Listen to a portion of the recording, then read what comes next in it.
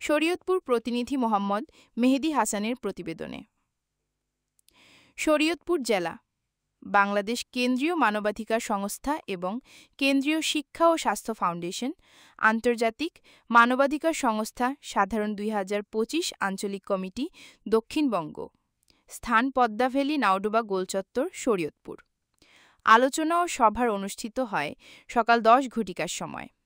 সভায় উপস্থিত ছিলেন সভাপতি আলমগীর হোসেন ঢালী নাওডুবা ইউনিয়ন পরিষদ। প্রধান অতিথি ছিলেন জনাব মোহাম্মদ ওসমান গনি আকন্দ কেন্দ্রীয় কমিটি ঢাকা। প্রধান আলোচক রহিম নাজিম সহকারী পরিচালক কেন্দ্রীয় কমিটি ঢাকা।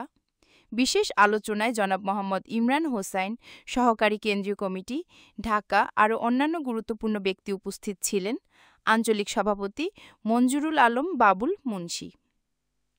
উপস্থিত ছিলেন ৪ জেলার গুরুত্বপূর্ণ সভাপতি: শরীয়তপুর জেলা সভাপতি আলহাজ আব্দুল জলিল মোড়ল, মাদারীপুর জেলা সভাপতি মোহাম্মদ রাশেদুল ইসলাম, ফরিদপুর জেলার সাজ্জাদুর রহমান সাজিদ, রাজবাড়ী জেলার মোহাম্মদ আলমাস ব্যাপারী আরও অন্যান্য গুরুত্বপূর্ণ ব্যবসায়ীর একটি বর্গ উপস্থিত ছিলেন।